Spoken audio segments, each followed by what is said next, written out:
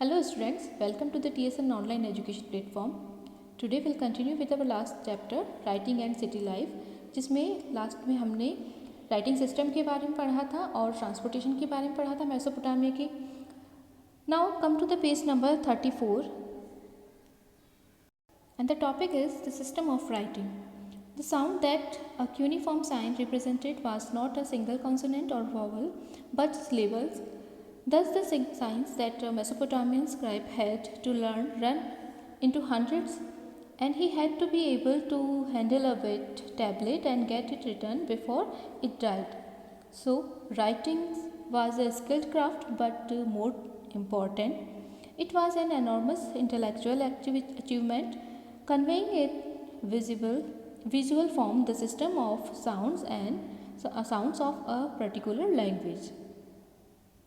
Last video में हमने पढ़ा था कि एक वेट टैबलेट लेते थे क्ले का और उस पर रीड जो प्लांट होता था उसको ऑब्लिकली कट करके और क्यूनिफॉर्म में वर्ड्स लिखे जाते थे, जो लैंग्वेज है उसे लिखा जाता था.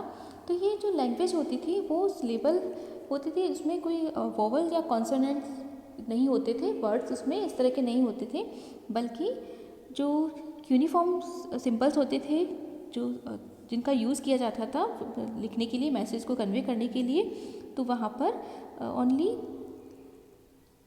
सिलेबल या जिसे हम कह सकते हैं पुट या ला या इन के रूप में सिलेबली यूज़ होती थी इस लैंग्वेज का. तो इस प्रकार जो मेसोपोटामिया में जो स्क्राइब्स होते थे वो बहुत ज़्यादा नंबर्स में सिंबल्स को लर्न करते थे, बहुत ज़्यादा उनको हंड्रेड्स ऑफ नंबर्स में इस तरह के सिंबल्स को लर्न करते थे. तो ये जो राइटिंग है वो एक तरह का क्राफ्ट होता था, जो स्किल्ड क्राफ्ट होता था, जिसमें बहुत ही इम्पॉर्टेंट होती थी सिंबल्स की उन्हें याद रखना, क्योंकि बहुत सारे थे, हंड्रेड्स की संख्या में थे ये सिंबल.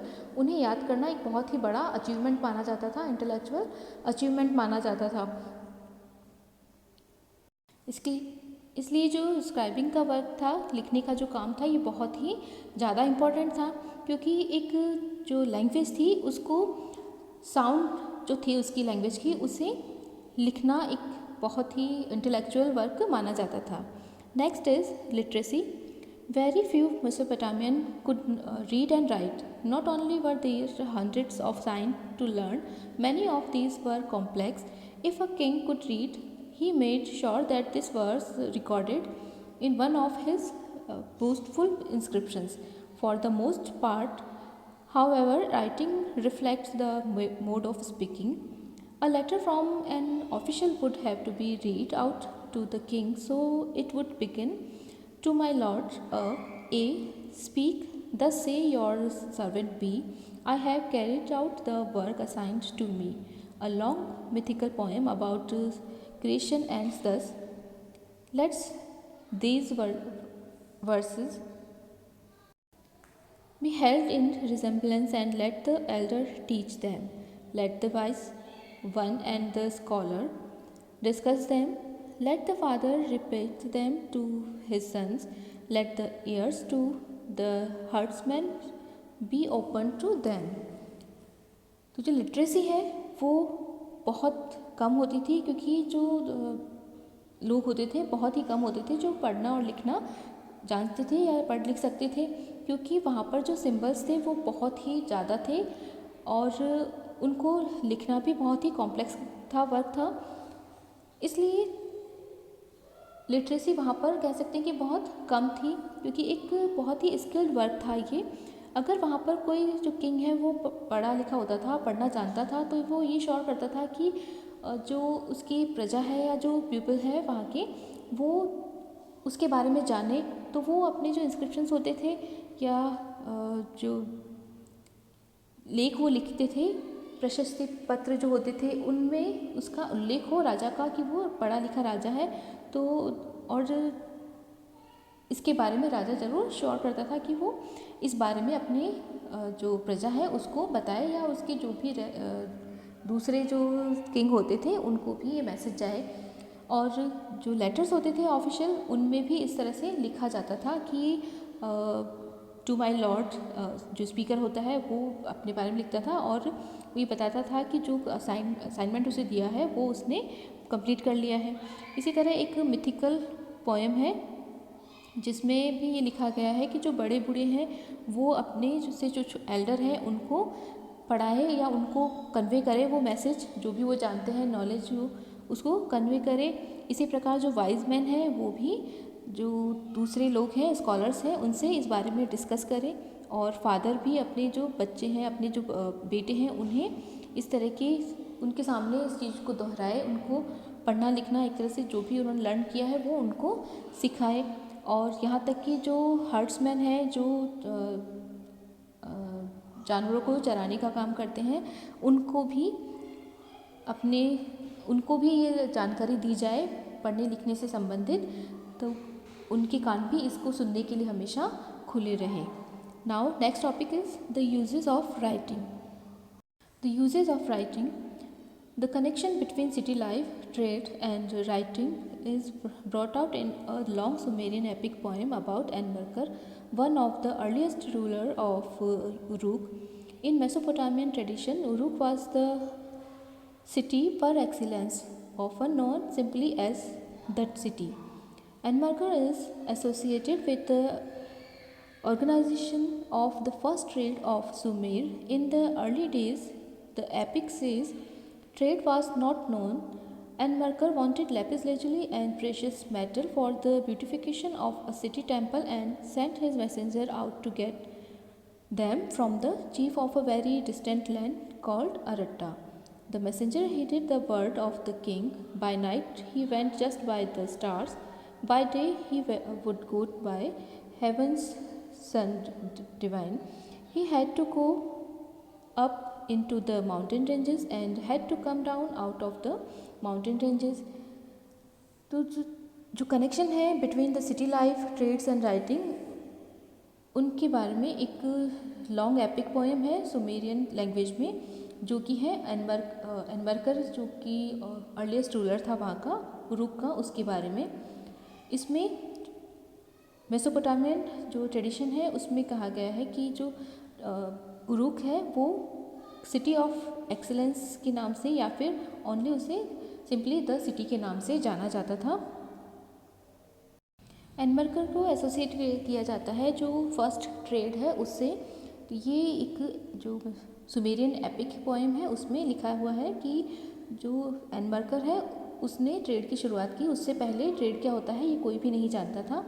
तो एनमरकर जो है, जो किंग है उरुक का, वो चाहता था लेपिस लेजुली और प्रेशियस मेटल, क्योंकि वो वहाँ की जो सिटी के टेंपल थे उनके ब्यूटिफिकेशन के लिए ये सारी चीज़ें चाहता था। तो उसने अपने मैसेंजर को एक जो डिस्टेंट सिटी थी दूर की, उस जिसका नाम था अरट्टा, वहाँ भेजा ताकि वहाँ से ये सारी चीज़ें वो ला सके। तो मैसेज कन्वे करते हुए राजा का वो जो मैसेंजर था वो चला गया और वो रात दिन सफ़र करता रहा।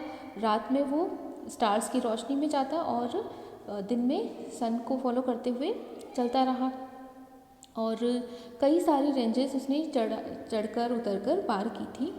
The people of सूसा below the mountains saluted him like tiny mice. 5 mountain ranges, 6 mountain ranges, 7 mountain ranges he cross. तो जब वह पहाड़ के जो माउंटेन रेंजेस हैं उनको क्रॉस करता हुआ आगे बढ़ता रहा, तो एक माउंटेन रेंज की जो तलहटी होती है वहाँ के एक सिटी थी, एक प्लेस था जहाँ सूसा के नाम से सिटी को जाना जाता था। वहाँ के लोग उसे एक टाइनी माइस समझकर, चूहा समझकर सैल्यूट करते रहे। तो इस तरह से उसने कई सारी माउंटेन रेंजेस को क्रॉस की। The messenger could not get the chief of Aratta to part with lapis lazuli or silver, and he had to make the long journey back and forth again and again, carrying treated the promises from the king of Uruk. Ultimately the messenger grew weary of mouth. He got all the messages mixed up. Then Enmerkar found a clay tablet in his hand and he wrote the words down. In those days there had been no writing down to words on clay. तो जो messenger था जब वो गया वहाँ पर, तो उसे जो अरट्टा का चीफ था वो उसने उसे जो भी सामान या जो भी प्रेशियस स्टोन और लैपिस लेजुली जो मंगाया था अनमरकर ने, वो उसे नहीं दिया। तो वापस से वो रिटर्न हुआ और इसी तरह से वो कई बार वहाँ पर गया और वापस आया, और जो भी मैसेज उसका था अनमरकर का, वो उसे मिक्सअप कर दिया उसने सारे मैसेजेस को। उसने चीफ जो अरट्टा का था उसे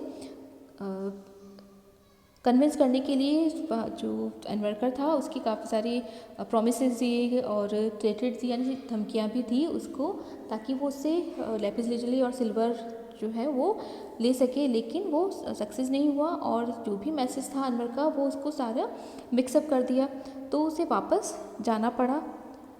इस तरह से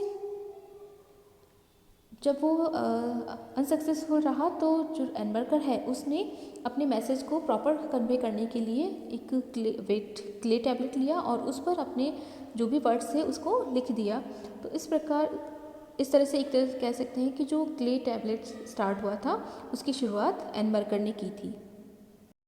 Giving the writing tablet, the ruler of Aratta examined the clay. The spoken words were nailed. His face was furrowing. He kept looking at the tablet. This should not be taken as the literal truth, but it can be inferred that in Mesopotamian understanding it was kingship that organized trade and writing. This poem also tells us that besides being a means of storing information and to sending messages afar, writing was seen as a sign of the superiority of Mesopotamian urban culture. जब messenger ने वो tablet ले जाकर अरट्टा का जो king था, ruler था, उसे ले जाकर दिया, तो उसे उस क्ले टैबलेट को एग्जामिन किया। स्पोकन वर्ड्स जो थे जो अनमरकर ने उस पर लिखा था वो नेल्स थे, यानी कि यूनिफॉर्म थे, यानी उस पर रीड से लिखा था, तो ऐसा लग रहा था जैसे कि वो नेल्स यानी खोद कर लिखे हैं नाखून से। तो उसका जो फेस था राजा का वो फ्रोविंग यानी कि गुस्से में हो गया और वो लगातार उस टैबलेट को देखता रहा।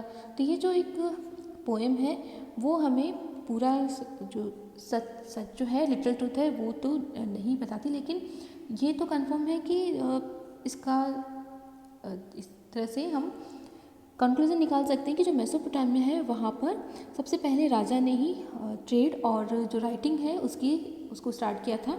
और जो ये पोएम है वो ये भी बताती है कि इस तरह की जो मैसेज को कन्वे करना और दूर तक भेजने का एक साधन बन गया था अपने मैसेज को राइटिंग या लिख कर क्ले पर।